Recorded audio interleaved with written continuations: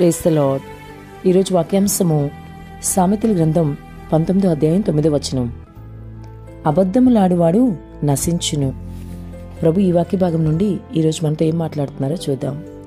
ప్రియ సహోదరి సహోదరుడా, ఈరోజు నీ ఆత్మీయ స్థితి ఎలా ఉంది? నీవు అబద్ధములాడే వ్యక్తివా? అనుదినము అబద్ధాలే పలుకుతున్నావేమో. క్రైస్తవుడైన నీవు అబద్ధాలు ఆడకూడదని నీకు తెలుసా? అబద్ధములాడువాడు నశిస్తాడని నీకు అర్థమవుతుందా? ఇంకా అబద్ధాన్ని నీవు విడిచిపెట్టలేకపోతున్నావేమో. నీ దేవుడు సత్యవంతుడు, ఆ విషయం నువ్వు గమనించాలి. నీవు మాత్రం అబద్ధాలు ఆడుతూ ఉంటే మరి ఆయనకి నువ్వు వారసుడు ఎలా అవుతావు? ఒకసారి ఆలోచించు. కాబట్టి అబద్ధములు ఆడుతూ చాలా చిన్న విషయంలో ఇది పర్వాలేదులే, దీనికి ప్రభు నన్ను శిక్షించలే అనుకుంటూ ఉంటే పొరపాటు పడినట్లే. నరకానికి వెళ్లే రైల్లో మొదట అబద్ధాలు వెళ్లే వాళ్ళే ఉంటారని చాలామంది చెప్తూ ఉంటారు కదా. కాబట్టి ఖచ్చితంగా అబద్ధాలు ఆడితే నరకాలకు వెళ్లే ట్రైన్లో ఉంటావు నువ్వు కూడా. కాబట్టి అబద్ధాలు చెప్పే వ్యక్తివైతే ఇప్పుడే నిన్ను నువ్వు సరి చేసుకో. ఈరోజు ఈ వాక్య భాగం ద్వారా ప్రభు నీతో సూటిగా మాట్లాడుతున్నారు. ఆయన సత్యవంతుడైన దేవుడు, నీవు కూడా ఆయన కుమారుడివి, వారసుడివి. కాబట్టి నీవు కూడా అబద్ధాలు చెప్పకుండా సత్యవంతుడుగానే ఉండాలి. సత్యంలోనే నీ జీవితం ముందుకు సాగాలి. ప్రభువే స్వయంగా యోహాను సువార్త 14వ అధ్యాయం 6వ వచనంలో నేనే సత్యం అని మాట్లాడుతున్నాడు. ఆయన తప్ప మిగతాదంతా అబద్ధమనే కదా అర్థం.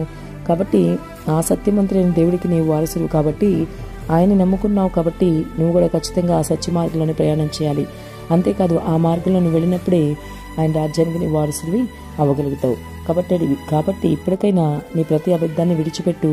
సత్యవంతుడు అనగా నిన్ను కూడా ఎవరైనా సరే నువ్వు మంచి సాక్ష్యం కలిగి ఉండాలి. ఇతను సత్యవంతుడు, ఈమె సత్యవంతురాలు, ప్రభుని నమ్ముకున్నారు, ఆయన సత్యవంతుడు, వీళ్ళు సత్యవంతులే అని చెప్పగలగాలి. అప్పుడు నీ ద్వారా నీ ప్రభుకి ఘనత వస్తుంది. కాబట్టి ఒకసారి ఆలోచించి, మరి ప్రభు చెప్తున్నారు కాబట్టి మరి ఆయన మాటలు నువ్వు ఆలకించి అంగీకరించాలి. వాక్యానుసారంగా జీవించాలి. అబద్ధాన్ని విడిచిపెట్టగలగాలి.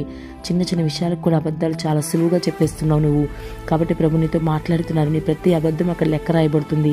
రేపు ప్రభువుకు సింహాసనం ముందు నుంచున్నప్పుడు ఆ త్రాసులో తేలిపోతావు నువ్వు. నీ అబద్ధాన్ని బట్టి, ఒక చిన్న అబద్ధాన్ని బట్టి పరలోకాన్ని కోల్పోతావు.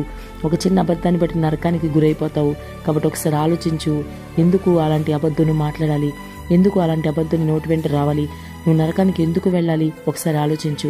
మరి చిన్న విషయానికి నువ్వు మరి ప్రభు రాజ్యాన్ని కోల్పోలేవు కదా. ప్రభు రాజ్యం నీకు కావాలంటే ఖచ్చితంగా ఇప్పుడు అబద్ధాన్ని విడిచిపెట్టు. అబద్ధానికి జనకుడు అపవాది కాబట్టి నువ్వు అబద్ధం ఆడేవు, అబద్ధం చేస్తున్నావంటే, అబద్ధాన్ని మాట్లాడుతుంటావండి, నీ తండ్రి అపవాది అవుతాడు. కాబట్టి ఇప్పుడే అబద్ధాన్ని విడిచిపెట్టి సత్యవంతులైన దేవునికి ఇష్టడుగా నువ్వు జీవించు. ప్రభు సహాయం చేస్తారు. మరి ఎప్పుడు కూడా మరి అపవాది ఇదిలో నువ్వు పడిపోకుండా మరి అబద్ధాన్ని విడిచిపెట్టు. ఇప్పుడే అబద్ధాన్ని అనగా సాతాన్ని విడిచిపెట్టేసే సత్యం వైపుకి వచ్చే యేసు వైపు చూడు. ఆమేన్.